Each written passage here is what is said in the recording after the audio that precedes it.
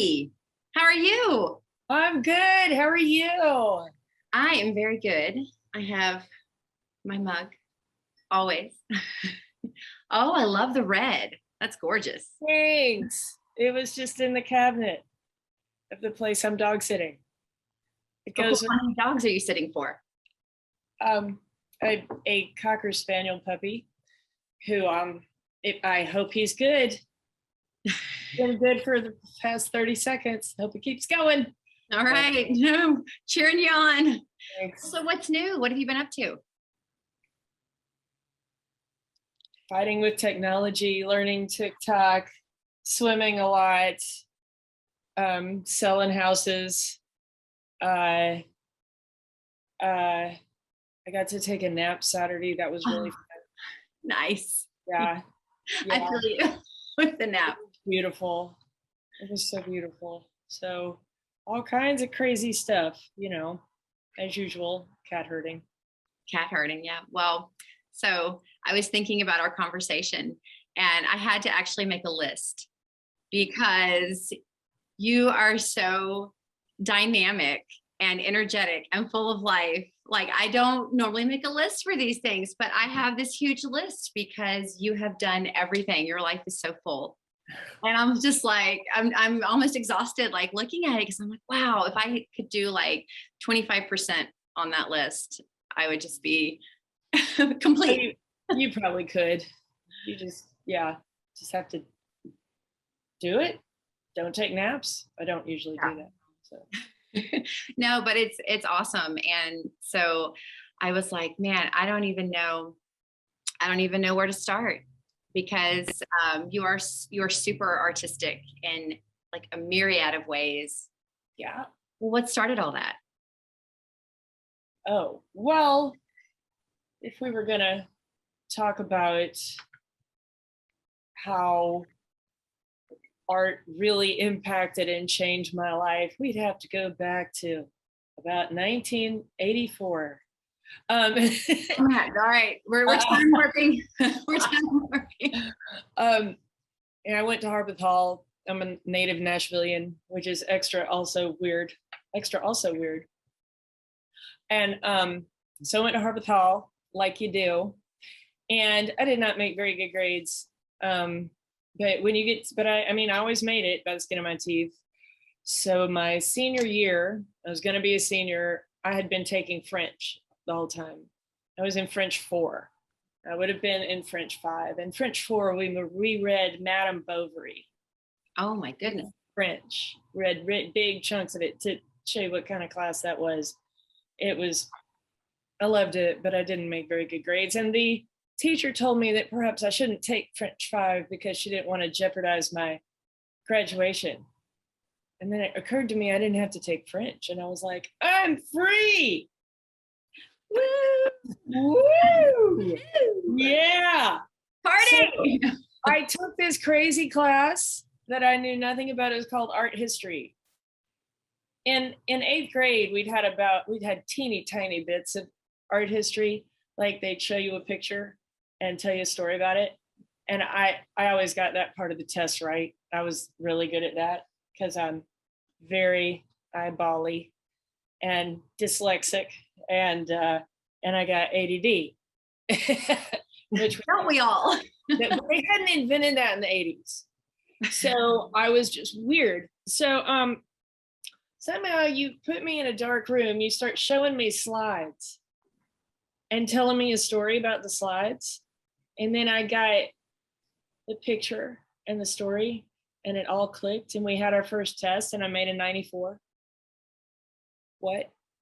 I never made a 94 in anything ever at Harpeth Hall, ever, except one random trigonometry test, which I don't know how that happened. But I get triangles, and then went right back to C minuses. But art history just sort of gave me a whole, I don't even know what, it just changed the way I saw everything. Because if it can be in pictures, in images, okay, now we're talking. I'm not good at complete abstractions, which is probably why I'm kind of colorful, because I will tell you my abstract thoughts that are, well, I will take an abstract thought and I will make it concrete, and it will usually be pretty funny. But I started doing that in that art history class, and I made A's all year long and actually got exempt from the exam. People at Harpeth Hall don't get exempt from exams. You have to have like a 94 average for the year. And I did. So, and then, you know, art history just isn't just see a picture and learn a story about it. You're studying art, and you're studying history, and you're studying politics, and you're studying sociology and economics and trade and communication and transportation and technology of the time and marketing of the time. Like all those statues of Caesars are all marketing. I mean, it's fascinating.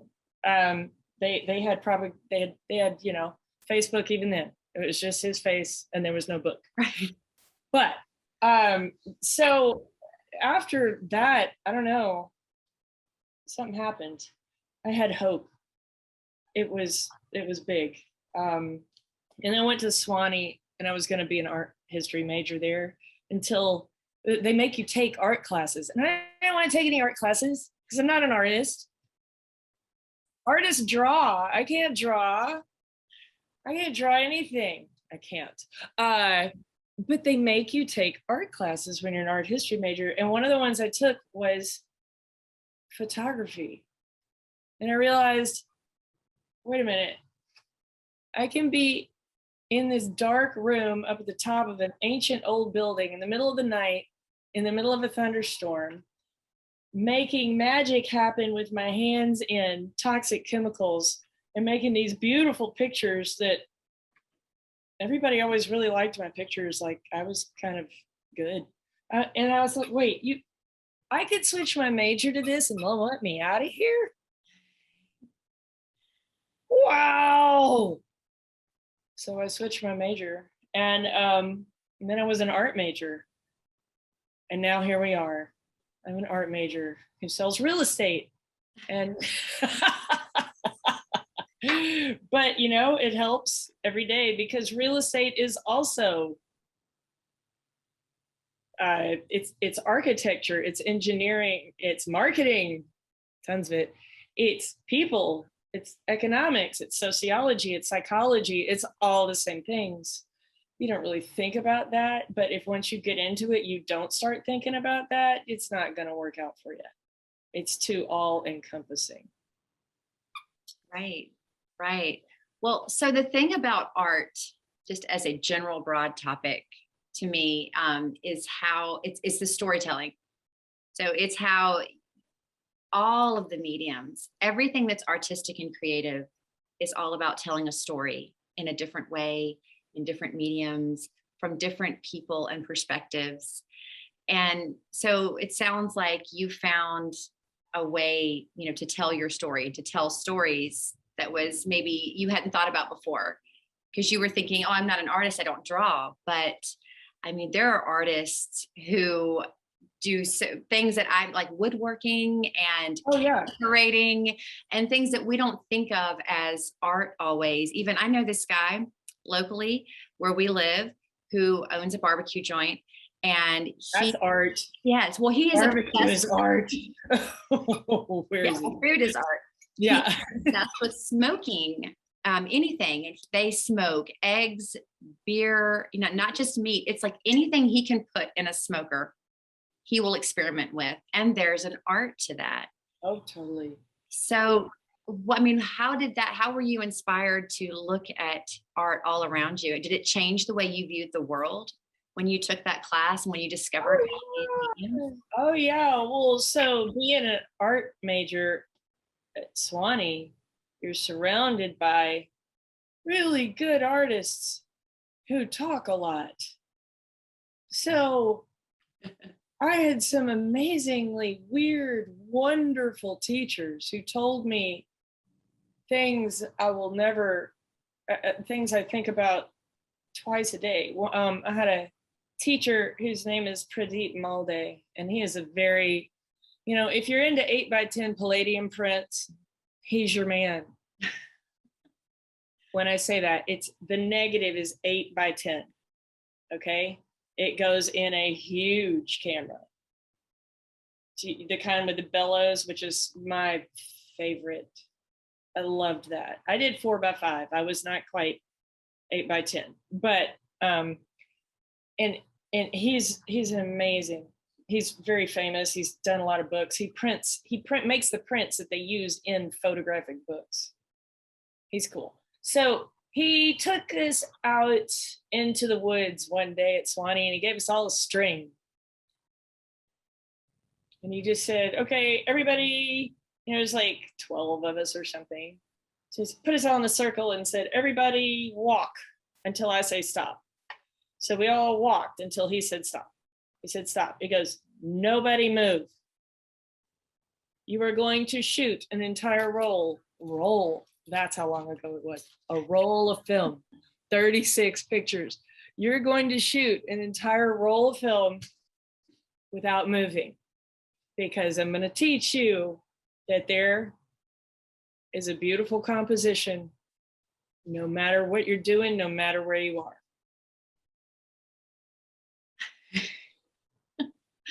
Therefore, there is no excuse. There is no excuse not to take that picture.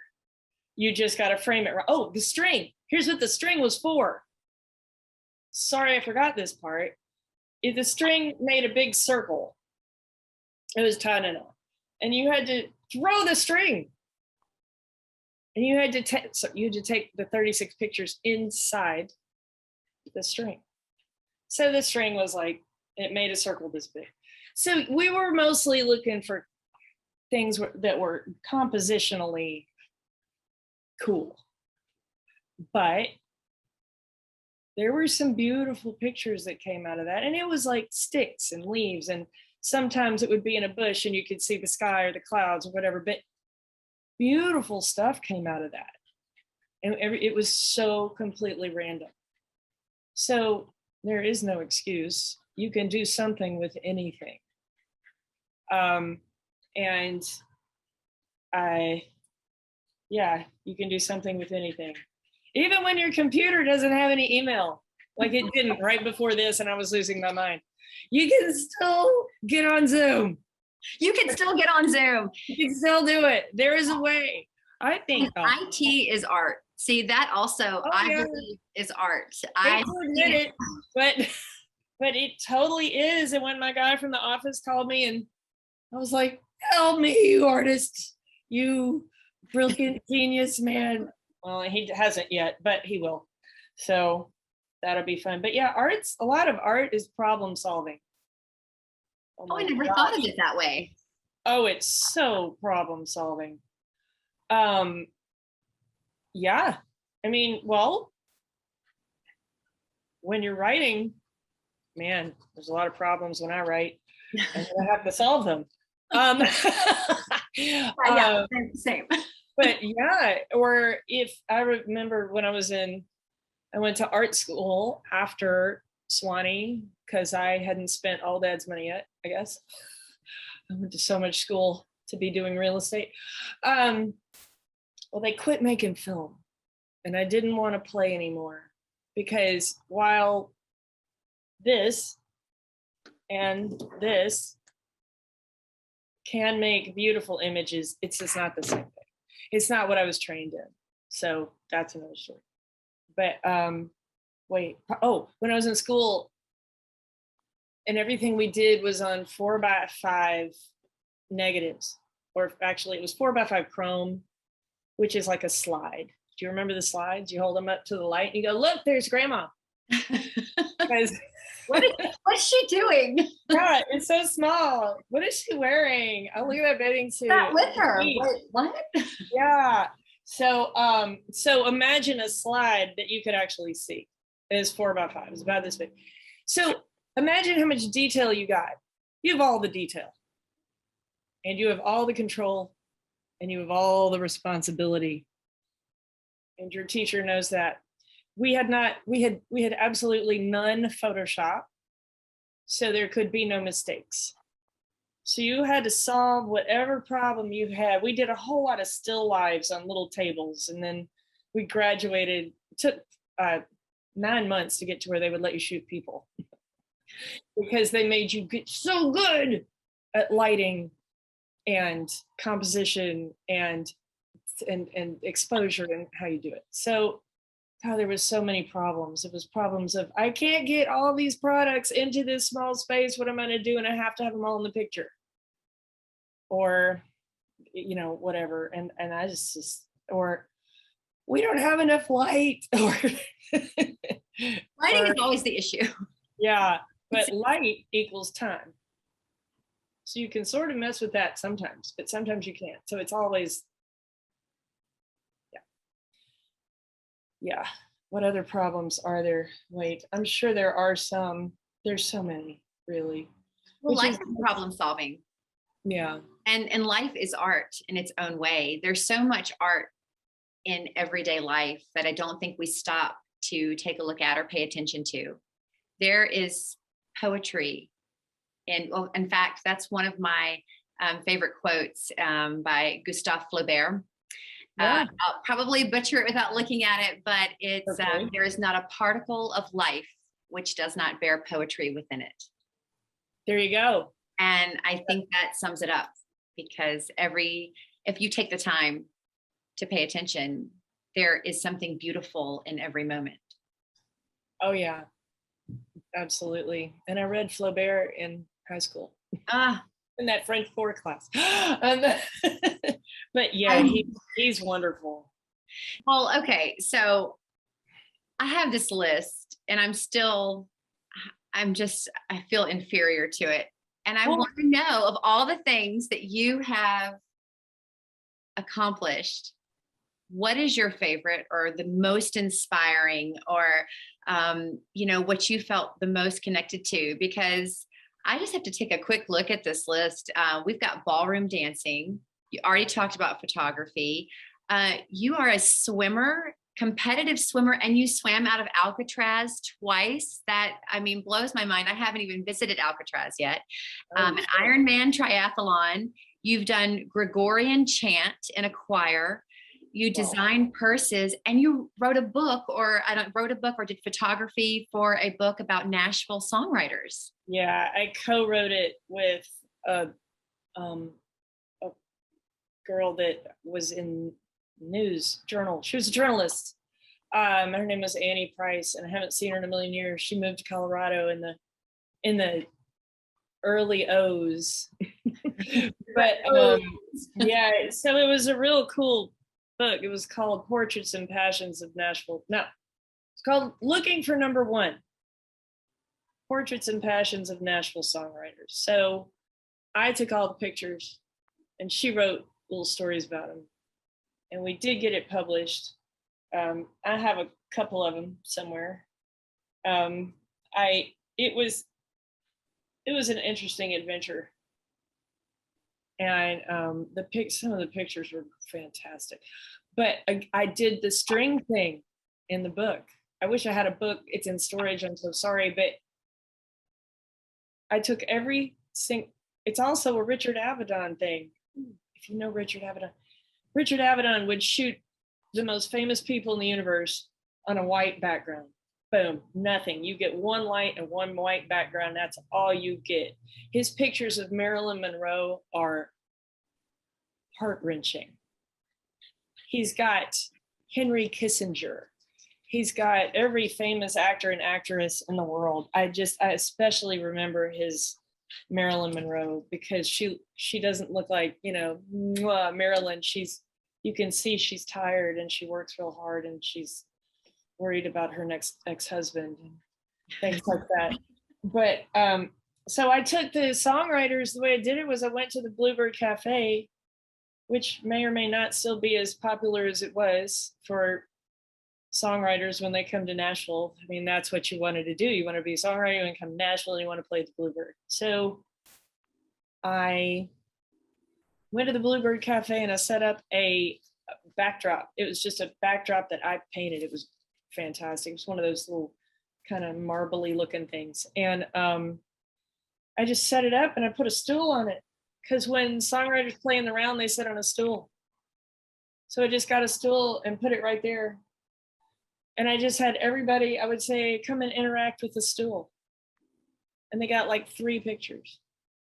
I would take 3-ish pictures, something like that. And they were all so simple. And they came out really good. And I let people bring whatever instrument they wanted. If they wanted to, they could wear whatever they wanted. Most of them, at the very beginning of it, I just pulled people that had never been to Nashville before. And they're like, you want to take my picture? What? I'm like, yeah. And for like $5, I'll give you an 8x10. And they're like, oh my gosh, a headshot. Yay. So it was great. And it was it's just, you're just going to sit there and I'm just going to take your picture. We're not going to get fancy. We're not going to do anything nuts. It's just going to be you. So yeah, I'm sorry I don't have one. I'll get one. Okay. Can people still find it? What if people want to check? I have heard that people can find it on Amazon. The copy that's wandering around Amazon somewhere. Yeah. Looking for number 1, Portraits and Passions of Nashville Songwriters. Yep. Awesome. Yep. Well, you'll bring that on. You'll dig that out of storage and you'll bring it on the next time. Okay. Yeah. This is like part 1 of the Dee Davis conversation. We could do like a whole series of just Dee Davis and her wild adventures. You're really going to have to dig deep or just stay right on the surface. I'm not sure. So what is your next adventure? What are you doing? Anything exciting coming up, or where can people find you? Do you want people to find you? I always want everybody to find me. I am a very fun real estate agent. I've been doing it for 20 years. We'll have more fun. You'll have more fun in your real estate experience than with anybody else. Call Dee.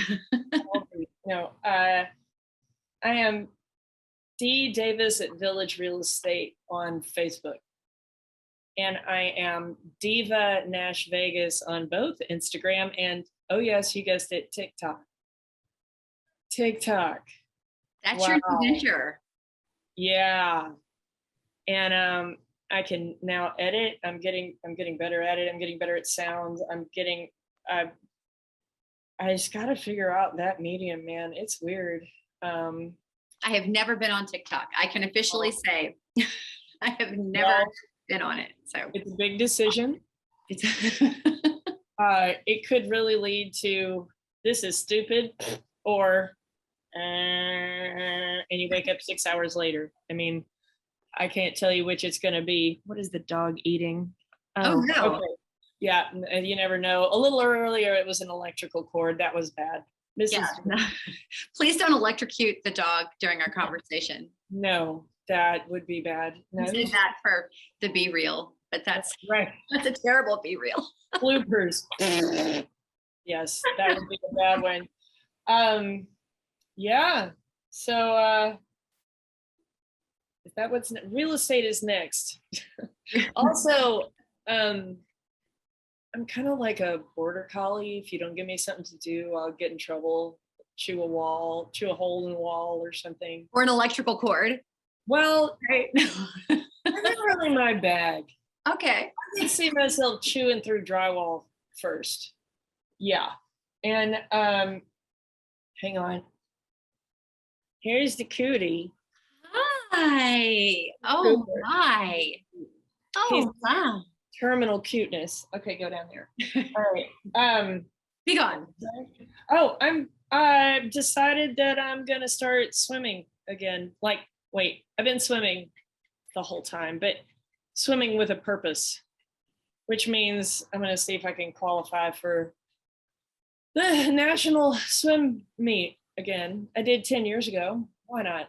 And they have different times that you have to get to qualify for different age groups. So the older you get, the slower it gets. And that's neat. I like that. So yeah. So I'll be doing that. Well, keep me posted. And then when you've got that going, we'll come back and chat again. And you'll have the book. Right. Well, for me to get the book, I'm going to have to get my stuff out of storage. For me to stick the stuff out of storage, I need to buy a condo. So that's another thing I'm working on. All right. Yes. So, well, luckily you can show yourself the condos because you're the best real estate agent in town. It's like cheating. I'm like, you can go at all hours. You could go at midnight. You could have like a midnight house tour. well, you can't really. Okay. Well, it sounded great. Don't burst my bubble, Dee. Well, you can't because you can't go in other people's houses at midnight. But what if no one lived there? Or is that called squatting? No, wait. See, technology. They know. They know when you're there. They have a. They know. Yeah. There's a thing called Sentry Lock. It's an app, and that's how you get in with the app, and they know who got in and when. They are already, unless I hid myself a key somewhere. But yeah, that's complicated. Then I'd have to stay up that late. I don't know. Well, I'm up that late anyway. Every night, so. Yeah, I'll be going to sleep. I'm wearing pajama pants. Oh, look at that. All right. Yeah. Oh, thank you so much, Dee. Thank you. You're so sweet to invite me. Thank you. Cheers. We'll get our mugs out one more time. Yay! Yay! Yeah. Cheers. Cheers. All right. Well, you have a good evening, and keep an eye on the dog and the electricity. Thank you so much. Thank you. And I will chat with you soon. Yeah, you're fun too. Yay! I can't wait till you grow up to be Tim Ferriss. I don't even know who that is. Stop your life. Stop my life. Okay. Go listen to a Tim Ferriss interview. Tim Ferriss. I'm writing it down. He's doing what you're doing, except slightly different, his own way. But yeah. Okay. Yeah, I'm doing it the Sarah way, which may not be the right way, but you know what? Who cares? There is no right or wrong. Your string is here. My string. Your string is here. The answer is in the string. It's all good. Yes. All right. Well, thank you so much. All right. Thank you. All right. I'll talk to you soon. All right. Okay. Bye. Bye.